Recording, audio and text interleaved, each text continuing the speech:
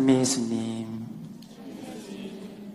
네, 우리는 사순의 막바지를 향해 걸어나가고 있습니다. 이런 시점에서 우리는 우리 자신을 돌아봐야겠습니다. 과연 나의 시선은 지금 어디를 향하고 있는지, 지금 우리 주위를 둘러보며 어둡게 머물러 있습니다. 한번 어두운 공간을 생각해 봅시다. 밝은 곳에 있다가 한 줄기 빛도 없는 어두운 공간에 들어서면 순간적으로 온통 어둠뿐 아무것도 시야에 들어오지 않습니다. 그리고 눈앞이 캄캄해져 움직일 수조차 없습니다. 그럴 때 두 눈을 감고 잠시 기다렸다가 눈을 뜨면 조금씩 희미하게 윤곽이 드러나고 주변을 볼 수 있게 됩니다. 시간이 흐르면 환한 햇빛 아래만큼은 아니어도 두 눈은 어둠 속에서 지내는데 익숙해집니다. 우리의 마음 또한 그렇습니다. 한번 어둠에 물들기 시작하다 보면 거기에 익숙해지게 됩니다.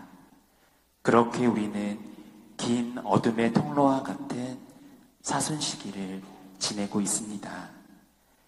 분명 무겁게 느껴지지만 우리의 신앙을 되돌아볼 수 있는 좋은 시간이기도 합니다. 그렇지만 그리스도인들은 언제나 어둠과 절망 속에서도 빛과 희망을 볼 수 있습니다. 그것은 바로 하나님께 대한 믿음 때문입니다. 비록 이 세상이 불의한 어둠이 빛을 가리고 뒤덮고 있는 듯이 보이지만 실상은 세상을 심판하시는 것이 아니라 구원하시려는 하느님의 빛이 있음을 깨닫게 해줍니다. 하느님의 진리와 정의를 실천하는 사람들을 통해 드러나는 빛이 세상에 있다는 것을 어둠 속에 사는 이들에게 보여주는 것이죠. 어두운 공간, 촛불 하나가 있으면 조그만한 불빛이지만 그 주위를 환하게 비춥니다. 죄에서 돌아선다는 것은 그렇게 내가 살았던 빛의 세상을 기억하고 하느님의 그 작은 빛이 내 삶의 어둠을 헤집고 들어오도록 하는 것입니다. 분명 우리는 누구나 광야와 같은 힘든 시간을 보낼 수도 있습니다.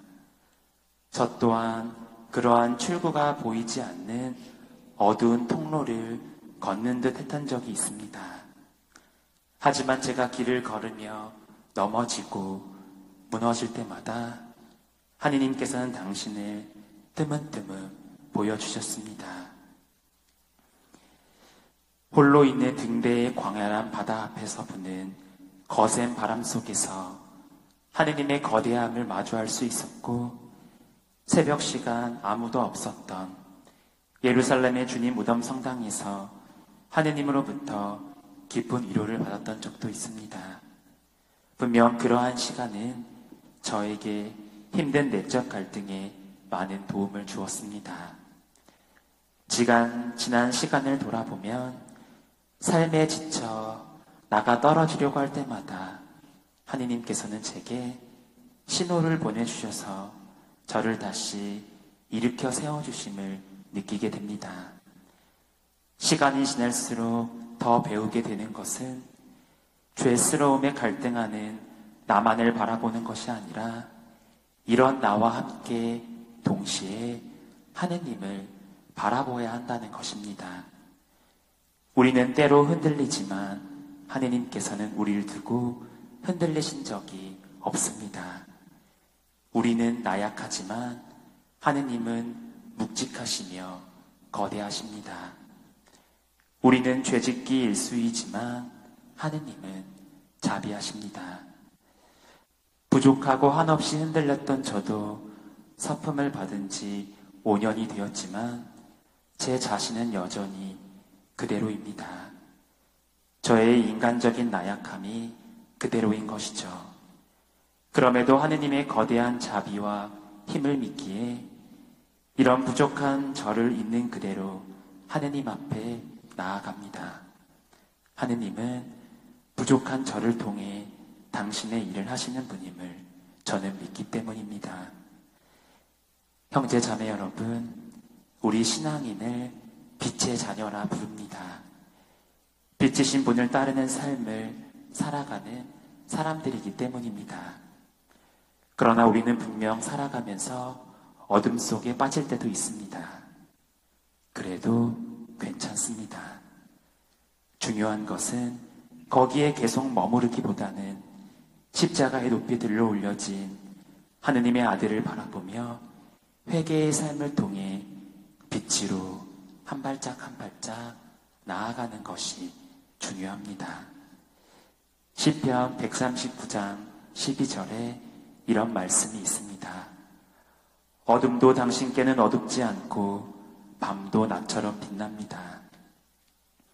죄스러움에 오랜 시간 아파하던 우리는 어둠에 휩싸이고 그 어둠에 주저앉을 때가 있지만 빛을 통해 우리에게 나침판처럼 등대처럼 밝혀줍니다. 우리가 해야 할 일은 넘어진 그 자리에서 하늘을 올려 십자가에 달리신 예수님을 바라보는 겁니다. 머리에 죄를 뿌린 지 제1수요일로 시작한 사순시기가 벌써 5주간의 시간을 보냈습니다. 주님의 순환과 죽음을 묵상하며 그 시간 막바지를 향해 나아가는 우리들이 되었으면 좋겠습니다. 주님께서 말씀하십니다. 얘야, 용기를 내어라. 너는 용서받았다.